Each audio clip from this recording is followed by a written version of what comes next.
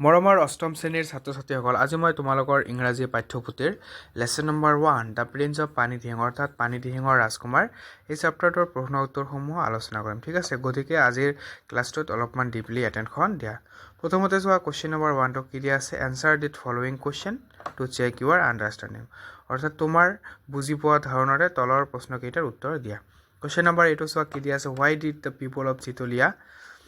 And the neighbouring villages panic, Chitalia আৰু ওচৰৰ গাঁৱৰ লোকসকলে কিয় ভয় খাইছিল? এনচাৰটো এনেকৈ লিখিবা, অল দ্য পিপল ইন চিতলীয়া, অৰ্থাৎ চিতলীয়া গাঁৱৰ সকলো মানুহ, এণ্ড ইটছ নেইবাৰিং ভিলেজেছ, আৰু চিতলীয়া গাঁৱৰ ওচৰ চুবুৰীয়াৰ মানুহ, were panic due to heavy rainfall, the swelling water of river Brahmaputra had rising continuously. ঠিক আছে, অসমীয়াত কি হ'ব যে প্ৰচণ্ড বৰষুণৰ বাবে চিতলীয়া আৰু ইয়াৰ কাষৰীয়া গাঁৱৰ সকলো মানুহ কি হৈছিল? আতংকিত হৈ পৰিছিল। কিহৰ কাৰণে? যে ব্ৰহ্মপুত্ৰ নদীৰ পানী অবিৰতভাৱে বৃদ্ধি পাই আছিল, সেইকাৰণে তেওঁলোকে ভয় খাইছিল। কুৱেশ্যন নম্বৰ বিটো চোৱা, কি দিয়া আছে? What happened when the embankment at Chitalia village was breached, অৰ্থাৎ চিতলীয়া গাঁৱত থকা মাথাউৰিটো ছিঙি যোৱাৰ ফলত কি হৈছিল? এনচাৰটো এনেকৈ লিখিবা, when the embankment at Chitalia village was breached, যেতিয়া যে চিতলীয়া গাঁৱৰ মাথাউৰিটো ভাঙি গৈছিল, huge waves of water entered into the villages, তেতিয়া গাঁওখনত কি বিশাল পৰিমাণৰ পানী সোমাইছিল, and rolled over some of the house tops, আৰু কিছুমানৰ ঘৰৰ ওপৰেৰে পানী বাগৰি গৈছিল, চুইফ্ট এৱে লিভষ্টক, আৰু পোহনীয়া যিবিলাক জীৱ জন্তু আছিল আৰু মানে পশুধন যিবিলাক আছিল গৰু ছাগলীৰ পৰা, এইবিলাক উটুৱাই লৈ গৈ আছিল। কুৱেশ্যন নম্বৰ চিটো চোৱা, কি দিয়া আছে? What action did Khagen and his classmate take to rescue the villagers of Chitalia, Chitalia গাঁৱত থকা ৰাইজক উদ্ধাৰ কৰাৰ বাবে খগেন আৰু তাৰ স্কুলীয়া সহপাঠীসকলে বা বন্ধুসকলে কি ব্যৱস্থা হাতত লৈছিল? এনচাৰটো এনেকৈ লিখিবা, Khagen and his classmate made 5 rafts of banana trunk, Khagen আৰু তেওঁৰ সহপাঠীসকলে প্ৰথমতে কি বনাইছিল? 5টা কলৰ ভোৰ বনাইছিল, and move toward Chitalia to rescue the villagers of Chitalia from flood, আৰু চিতলীয়াৰ ফালে ৰাওনা দিছিল চিতলীয়া গাঁৱৰ মানুহসকলক বানপানীৰ পৰা ৰক্ষা কৰিবলৈ। ছাত্ৰ ছাত্ৰীসকল, তোমালোকৰ সুবিধাৰ কাৰণে মই কিন্তু ইয়াত অসমীয়াটো লিখি দিছোঁ। ঠিক আছে, অৰ্থবিলাক মিনিংবিলাক অসমীয়াটো লিখি দিছোঁ। কুৱেশ্যন নম্বৰ ডিটো চোৱা, কি দিয়া আছে? How did Khagen and Dambaru rescue doctor Hati Barua and মণি বাইদেউ, খগেন আৰু ডাম্বাৰুৱে কেনেকৈ ডক্টৰ হাতী বৰুৱা আৰু মণি বাইদেউক উদ্ধাৰ কৰিছিল? এনচাৰটো এনেকৈ লিখিবা, where doctor Hati Barua and his wife মণি বাইদেউ ৱেৰ ষ্ট্ৰেণ্ডেড, অৰ্থাৎ য'ত ডক্টৰ হাতী বৰুৱা আৰু তেওঁৰ পত্নী মণি বাইদেউ আবদ্ধ আছিল, Khagen and Dambaru reached there after half an hour, Khagen আৰু ডাম্বাৰুৱে তাত আধা ঘণ্টাৰ ভিতৰতে কি উপস্থিত হৈছিল, এণ্ড টুক them in to the boat with there bags, আৰু সিহঁতক কি সিহঁতৰ বেগেৰে সৈতে বোটত বা ভূৰাত তুলি লৈছিল, and moved back to a higher place, আৰু তেওঁলোকক এখন ওখ ঠাইলৈ লৈ গৈছিল। কুৱেশ্যন নম্বৰ এইটো চোৱা, কি দিয়া আছে? Why did the people of the village call Khagen the prince of Panidihing, যে গাঁৱৰ মানুহবিলাকে খগেনক কিয় পানীদিহিঙৰ ৰাজকুমাৰ বুলি মাতিছিল? এনচাৰটো এনেকৈ লিখিবা, the people of the village call Khagen the prince of Panidihing, গাঁৱৰ মানুহসকলে খগেনক পানীদিহিঙৰ ৰাজকুমাৰ বুলি মাতিছিল, বিকজ, অৰ্থাৎ কাৰণ Khagen was a brave fellow', অৰ্থাৎ খগেন কি আছিল? এজন সাহসী ল'ৰা আছিল, and quickly grasped the seriousness of the situation and swing into action, খগেনে কি পৰিস্থিতিৰ গম্ভীৰতাকে ক্ষিপ্ৰতাৰে ধৰি কাৰ্যত জঁপিয়াই পৰিছিল বা কাৰ্যত ঢোল খাইছিল, সেইকাৰণে খগেনক কি গাঁৱৰ মানুহবিলাকে পানীদিহিঙৰ ৰাজকুমাৰ বুলি মাতিছিল। কুৱেশ্যন নম্বৰ 2টো চোৱা, কি দিয়া আছে? How much of the story do you remember? Answer this question quickly, কাহিনীটো কিমান মনত থাকিলে? তোমালোকে যে কাহিনীটো পঢ়িছা, দ্য প্ৰিন্স অফ পানীদিহিং, এই কাহিনীটো যে তোমালোকে পঢ়িছা, পঢ়ি তোমালোকৰ কিমান মনত আছে সেই বিষয়ে কেইটামান প্ৰশ্ন তোমাক ইয়াত দিয়া আছে, তোমালোকে উত্তৰ কৰিব লাগে। কুৱেশ্যন নম্বৰ 8টো চোৱা, কি দিয়া আছে? হু ৱাজ খগেন, অৰ্থাৎ খগেন কোন আছিল?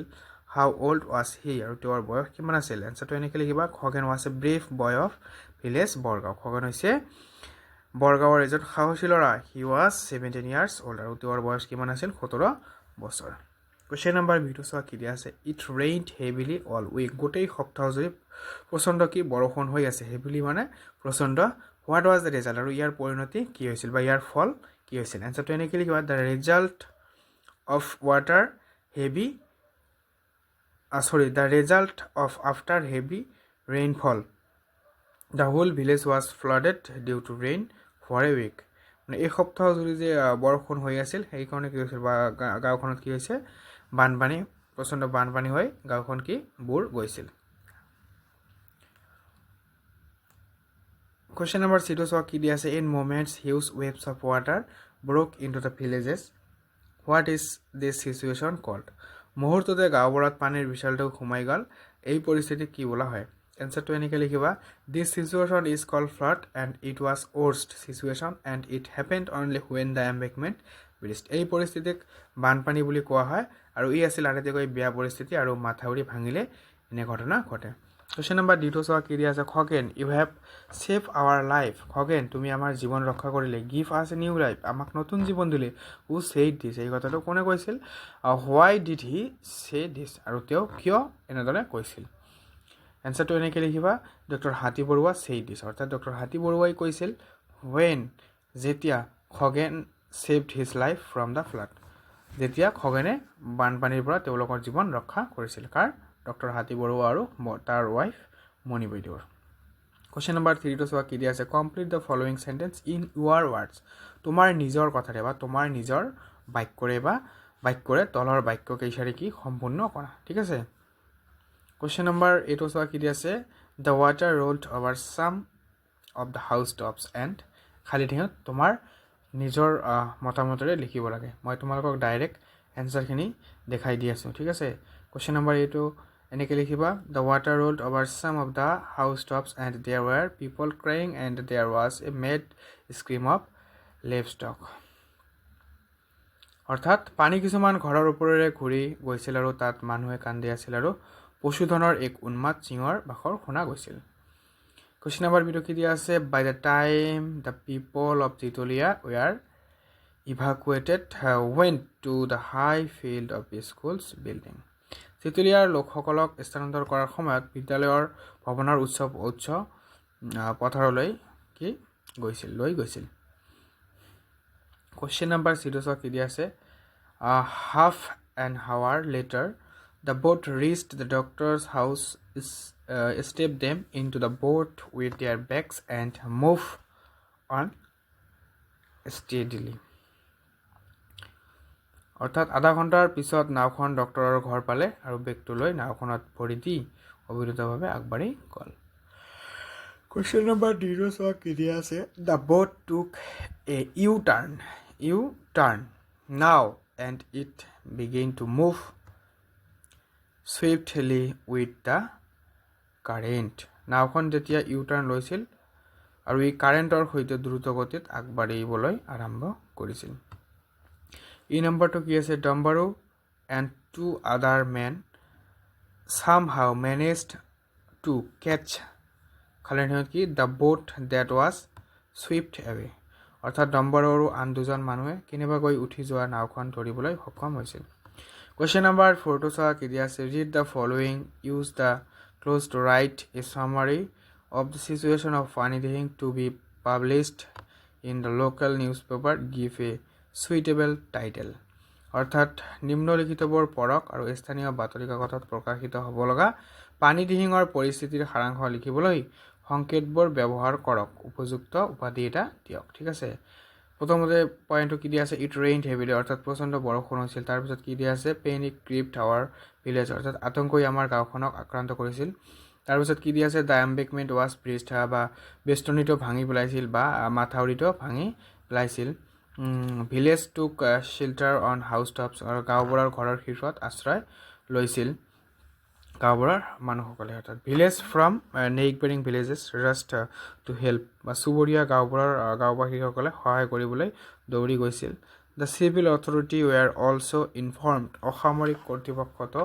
কৰ্তৃপক্ষকো অৱগত কৰা হৈছিল তাৰপিছত আছে in no' time rafts and boats were made ready মুহূৰ্ততে ভেলা আৰু নাও সাজু কৰা হৈছিল তাৰপিছত কি আছে hundreds of village were rescue along with their livestock অৰ্থাৎ গাঁও তেওঁলোকৰ পশুধনৰ সৈতে উদ্ধাৰ কৰা হৈছিল থ্যাংকছ ফৰ ৱাচিং please subscribe Aten Education YouTube channel মৰমৰ ছাত্ৰ ছাত্ৰীসকল তোমালোকে যদি এই মোৰ ইউটিউব চেনেলটোত প্ৰথমবাৰৰ বাবে ভিজিট কৰিছে তেতিয়াহ'লে চেনেলটো ছাবস্ক্ৰাইব কৰি ন'টিফিকেশ্যনটো অল কৰি দিয়া আৰু ভিডিঅ'টো যদি ভাল লাগিছে তেতিয়াহ'লে এটা লাইক কৰি দিব ঠিক আছে আজিৰ ভিডিঅ'টো ইমানে আছিল ধন্যবাদ